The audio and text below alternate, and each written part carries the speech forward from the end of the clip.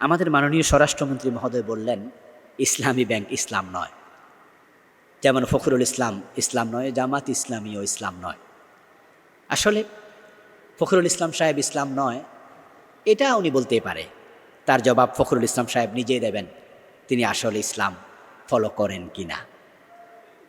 যদিও তিনিও বলেছিলেন কিছুদিন আগে, আমরা দেখেছি যে আমরা শরিয়া আইনে বিশ্বাস করি না। যদিও পরক্ষণে তিনি আবার বলেছেন যে বাংলাদেশ ইসলামী আইনে চলবে, শরিয়া আইনের বাইরে কোনো আইন করবে না। এরপরও মির্জা ফখরুল ইসলাম আলমগীর আমাদের মুরব্বী মানুষ, এ বিষয়ের উত্তর উনিই দেবেন।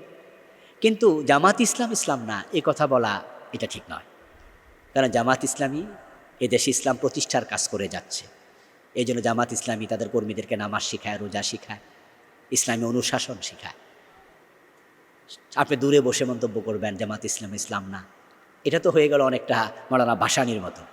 যে মৌলানা ভাসানী সাহেব উনি নিজেও বামপন্থী ছিলেন, উনি এসব কথা বলতেন। এবং জামাত ইসলামী ইসলাম না এ কথা বলে বাংলাদেশের তসলিমা নাসরিন টাইপের লোকেরা। হ্যাঁ, এখন আপনি এটা কেন বলবেন?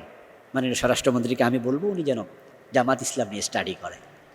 এরপরে ইসলামী ব্যাংক ইসলাম না এ কথাটা অগ্রহণযোগ্য, কারণ এদেশের ইসলামী ব্যাংকের জন্য ইসলামী জনতাই কাজ করছে। আমরা যারা সুদকে অপছন্দ করি, হারাম মনে করি, আমরা ইসলামী ব্যাংকে টাকা রাখি।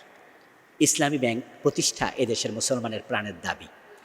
এবং ইসলামী ব্যাংকের যে শরিয়া কাউন্সিল আছে, এই শরিয়া কাউন্সিলে এদেশের সবচেয়ে বরেণ্য আলেমরা, খতিব ওবায়দুল হক রাহেমাহুল্লাহ, মৌলানা কামালউদ্দিন জাফরি হাফেজাহুল্লাহ, মৌলানা মুজাদ্দিদি সাহেব বর্তমান ইসলামী ব্যাংকের চেয়ারম্যান, এই জাতীয় বড় বড় আলেম এদেশে যারা বরেণ্য আলেম, তাদের অনেকেই ইসলামী ব্যাংকের তারা শরিয়া কাউন্সিলের চেয়ারম্যান ছিলেন।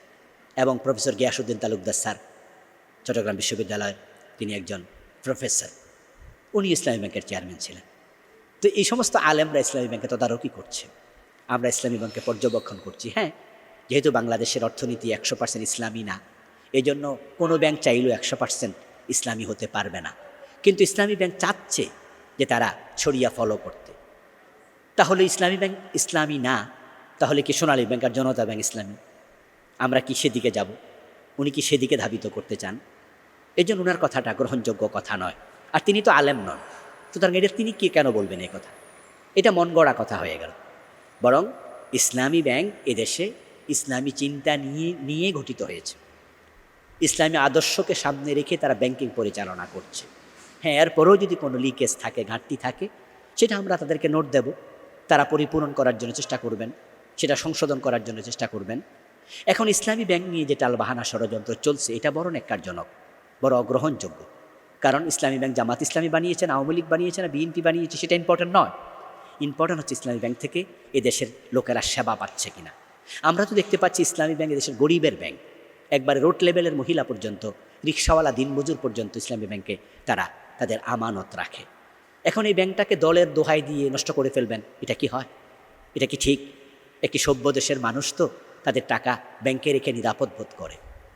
এখন বাংলাদেশের অলরেডি 5টি ব্যাংক শেখ হাসিনা দেউলিয়া করে দিয়ে গেছে। এখন বিএনপি সরকার আসার পরও ইসলামী ব্যাংকের উপর খড়গস্ত করা, এটা কোনোভাবে কি কাম্য হয়? এই জন্য আমরা অনুরোধ করব বিএনপি সরকারকে ইসলামী ব্যাংককে তাদের হাতেই ফিরিয়ে দিন, যাদের হাতে ইসলামী ব্যাংক নিরাপদ থাকবে। এস আলমের দোসর যারা, এস আলমের লোকেরা, তাদের হাতে ব্যাংকটি নিরাপদ থাকবে না। কারণ হাজার হাজার কোটি টাকা তারা নিয়েছে। এস আলম তো 1.25 লক্ষ কোটি টাকার উপরে এই ব্যাংক থেকে ডাকাতি করে বিদেশে পাচার করেছে। এই জন্য আমরা চাই না অস্থিরতা তৈরি হোক অর্থনীতির ক্ষেত্রে। আমরা বিনীত অনুরোধ করব ইসলামী ব্যাংকে নিরাপত্তার জন্য যা করা দরকার সরকার যেন সেটাই করে। আসসালামু আলাইকুম রহমতুল্লাহ।